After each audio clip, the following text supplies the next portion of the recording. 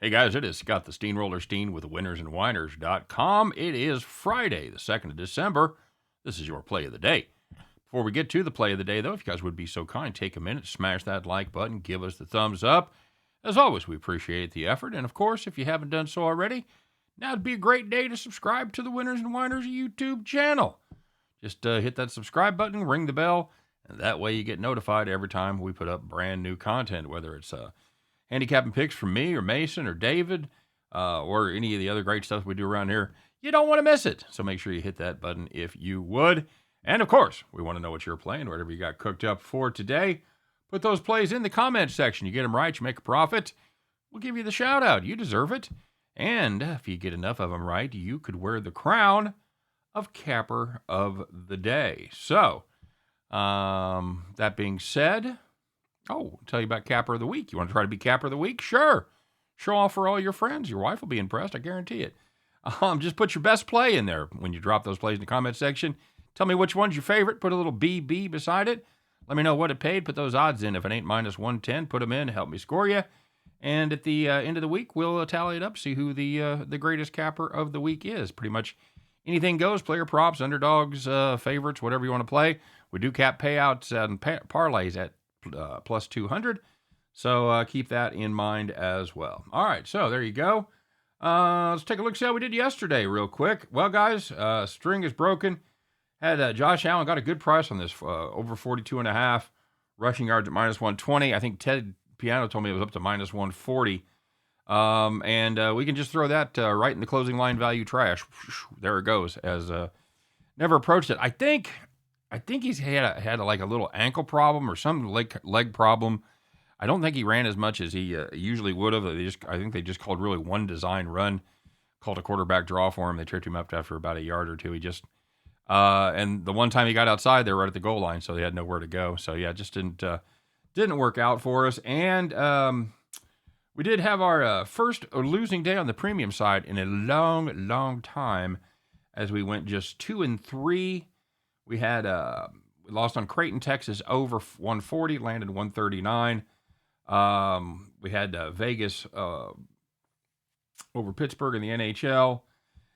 And we had the KU Seton Hall under, and KU went absolutely ape shit in the second half, and we lose it by 7. However, we did hit our best bet, and that was UConn minus 8.5. It really wasn't much of a sweat until the very last shot when they were down 10, and Oklahoma State had not one but 2 chances to make a three-pointer and break our hearts, but they didn't do it. They win by 10, and our best bet covers. So, you're looking to get down on my best bet? You're looking to get 60% off? We can do that for you because we have been crushing it on the best bet lately. We've been doing well on the premium side. We've been doing well on the free side. We've really been doing well on the best bet. So take advantage this week, 60% off. Put in the code STE39VR60, and that will get you 60% off the normal price of $49.99. It's guaranteed. You don't win, you don't pay. Even if it is a pittance compared to what it usually would be, you don't even have to pay that. So if you want to get longer packages, it works for those as well. Weeks, months, years, firstborn child of mine, whatever you want. And she's 30. You can take her. She comes with a job and a car and everything. Check that out. I'll put the link in the description as well as the code.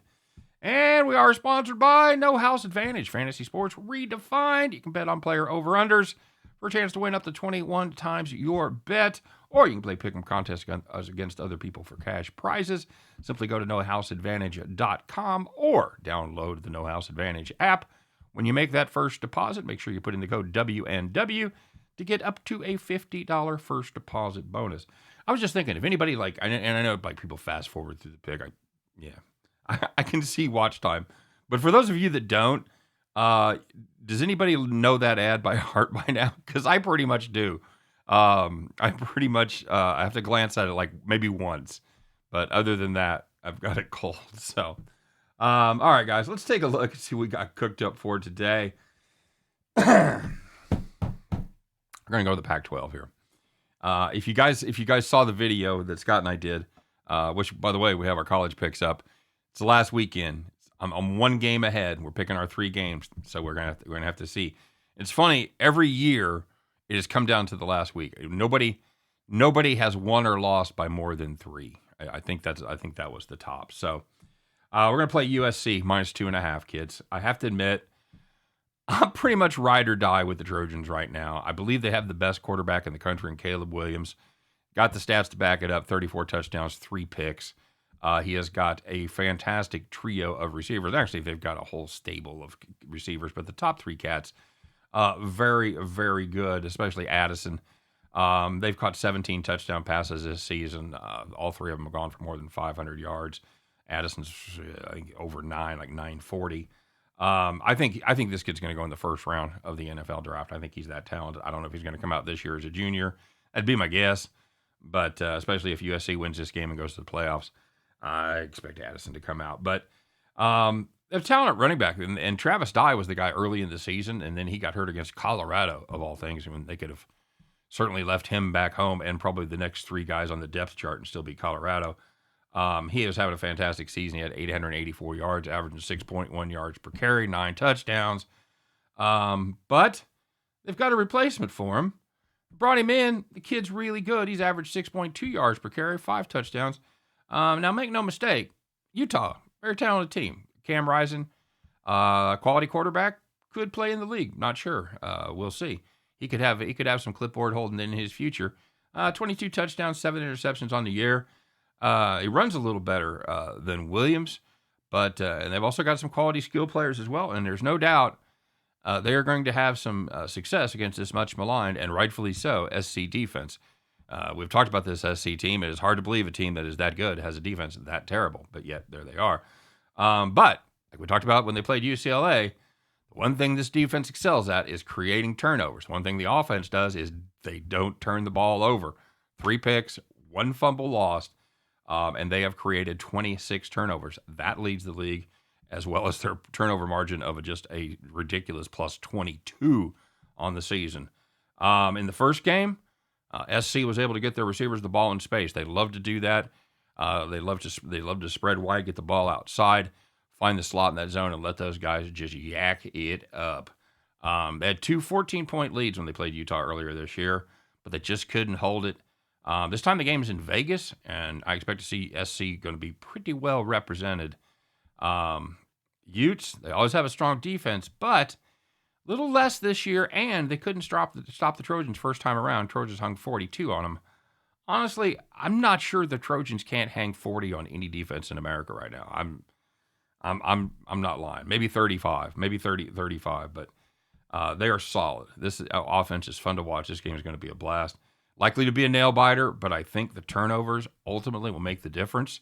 And I think the defense of USC at crunch time does just enough to hang on. Or they get the ball last and go down, and Williams leads them down for the winning score. Either way, going to cover the 3.5. The 2.5 rather. Give me the USC Trojans minus the 2.5. And at the end of that one, you guys can join me as we pick up our winning tickets and head back to the window. All right, you guys know how I did today. Let's find out how y'all did. First of all, retro to T-Train. He had the Rangers yesterday, and of course, I totally fucking ignored him. Sorry, Tony. I do apologize. Today, Steve Godin, riding his under streak in the World Cup, goes 1-0 plus 500. He had Belgium-Croatia under.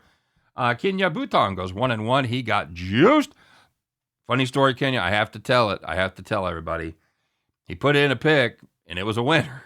And then I'm reading, and he goes, I'd like to change my pick. And before I even look it up, I'm like, oh, God, it's not going to work out well. And guess what?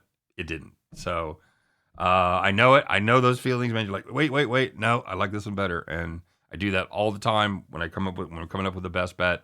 And more times than it should happen, the one I take out of there is the one that wins. Anyway, Ziwa Carter goes 1-0 plus 500. He had the Bills minus the 3. The Capitan did well, hit a nice parlay there, and that's where he put most of his money. So he goes 1-2 plus 316. Max Garcia goes 1-0 plus 500. He had Josh Allen most passing yards minus $1 million. I don't know. It was like minus 260 or some shit. But yeah, that cash probably closer than you thought it was going to be, huh, Max?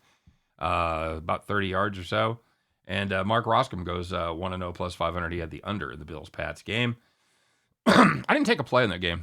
The only play I made was the one that I put out there, and I made that, and then I made a couple of player prop parlays. I had an adjusted with Allen over 25 yards rushing, and Hunter Henry over 20 yards receiving, and Stephon Diggs to score a touchdown. Of course, that one is the one that comes in.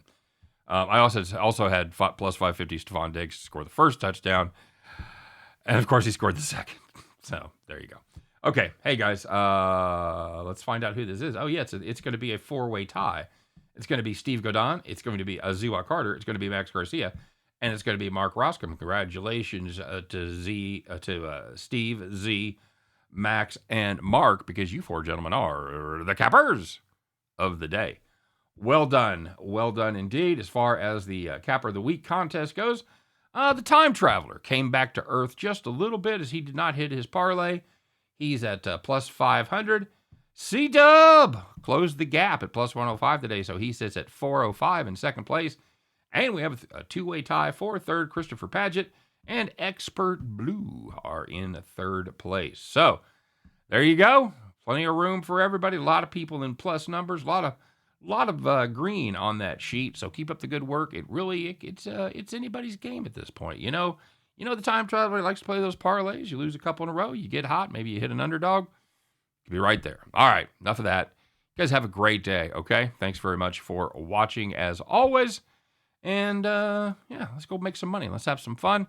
As always, I'll be here tomorrow on the rebound, looking for that best play to give us all a chance to head back to the window. Guys, take care. We'll see you then.